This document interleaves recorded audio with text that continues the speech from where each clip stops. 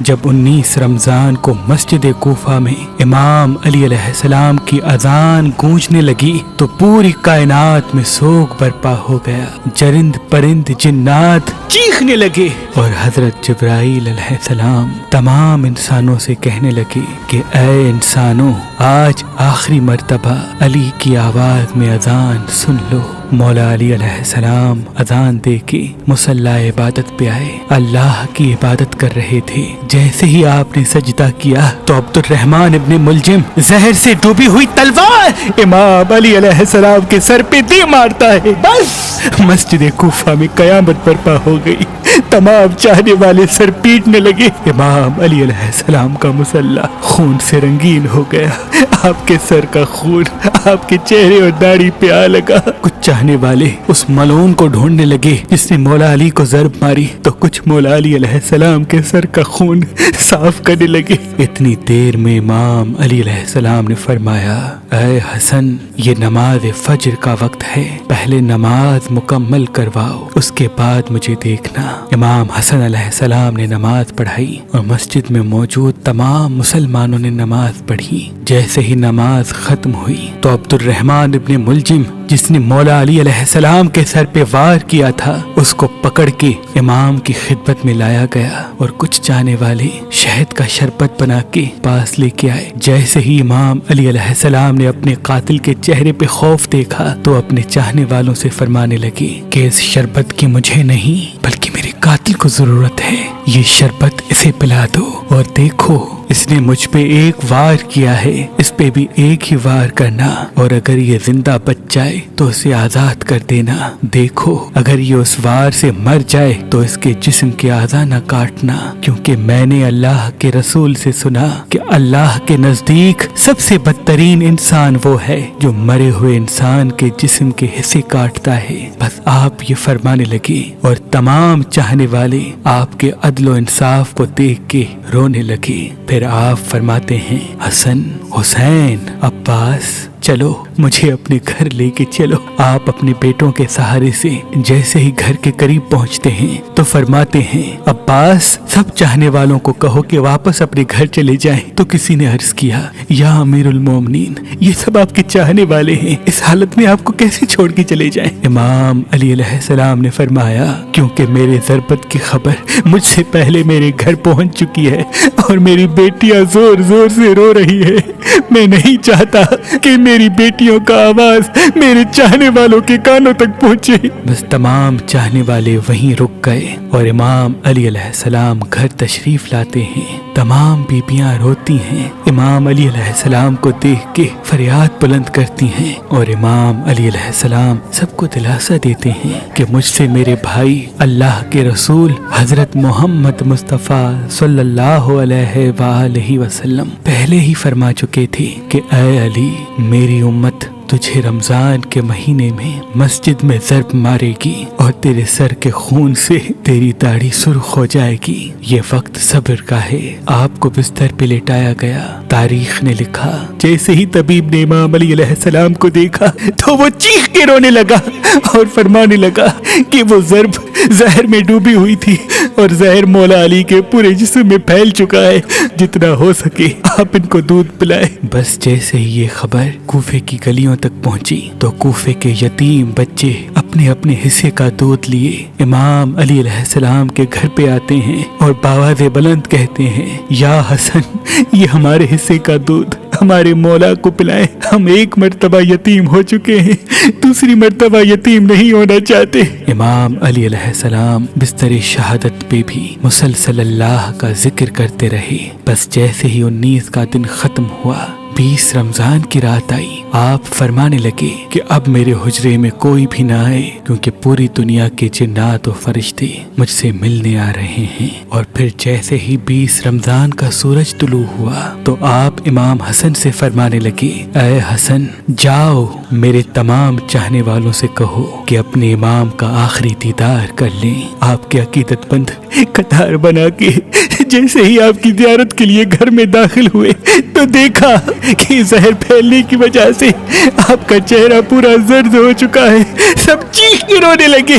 امام علی علیہ السلام فرمانے لگے، پوچھو जो पूछना चाहते हो, क्योंकि मैं अली जमीन के रस्तों से ज्यादा आसमानों के रास्ते जानता हूँ। पूछ लो, जब तुम मुझे अपनी आंखों से नहीं देखोगे तो पछताओगे कि काश कुछ और पूछ लेते। किसी अकीदतमंद ने सवाल किया, किसी ने जवाब लिया, कोई ज़ियारत करता रहा। बस जैसे ही अकीदतमंद जाने लगे, इमाम अली अलैहिस्सलाम ने फरमाया, हसन मेरे पूरे खानदान को मेरे हुजरे में लेके आओ। इमाम अली अलैहिस्सलाम ने वसीयतें की और फरमाया, अब इस खानदान का वारिस मेरा बड़ा बेटा हसन है, जो ये कहे उसे मानना। और इमाम हसन से फरमाने लगे, ऐ हसन, जितना हो सके अपनी ज़बान और किरदार से मोहब्बत और अमन का पैगाम देते रहना।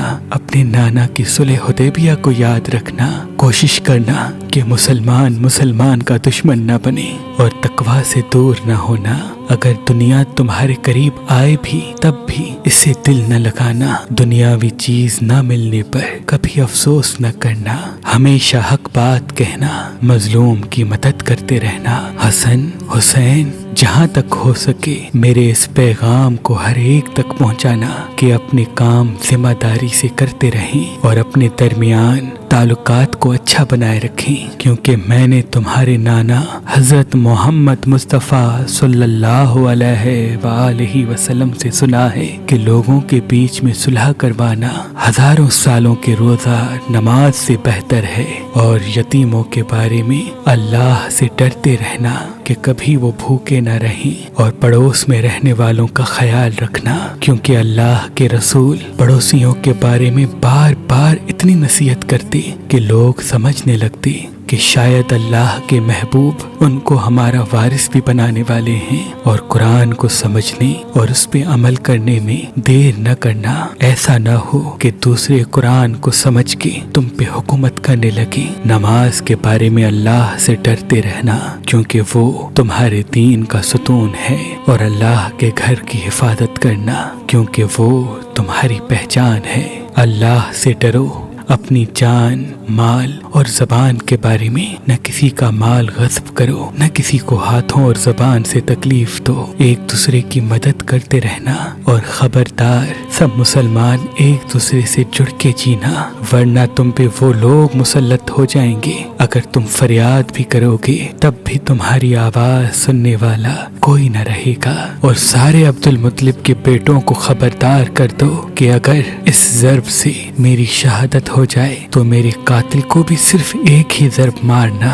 अगर वो बच जाए तो उसे आज़ाद कर देना।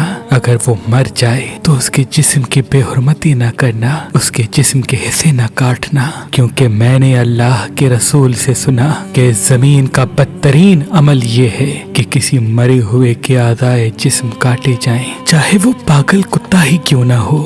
हसन, मेरे जनाजे में किसी को शरीक न करना।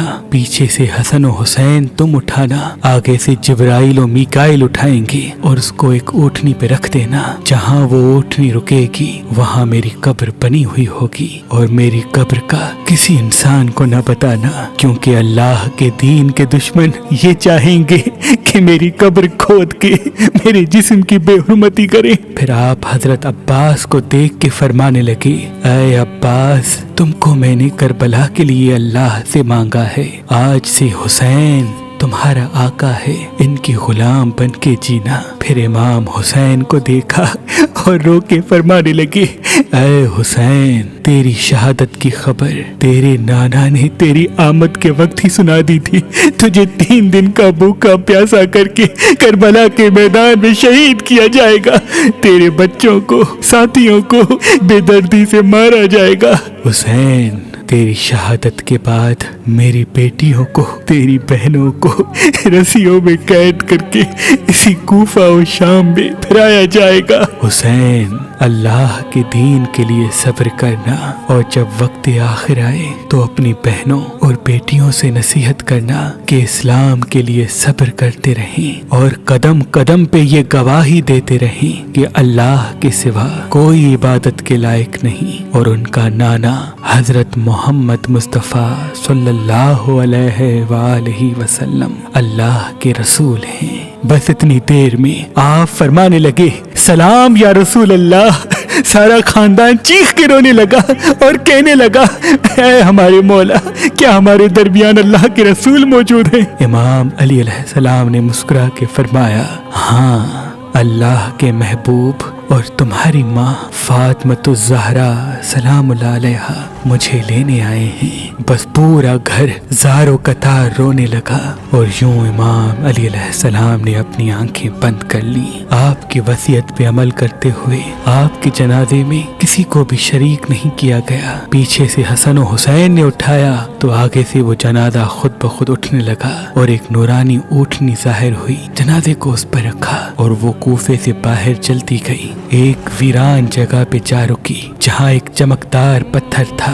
जैसे ही इमाम हसन हुसैन ने उस पत्थर को हटाया तो उस पत्थर के नीचे एक कब्र बनी हुई थी और उस पे लिखा हुआ था कि ये कब्र अल्लाह के नबी नूह नजीउल्लाह ने बनाई है, अल्लाह के वली अली इब्ने अबी तालिब अलैहिस्सलाम के लिए। अली इब्ने अबी सलाम हो अल्लाह के वली इमाम अली अलैहिस्सलाम की अज़मत पर सलाम हो।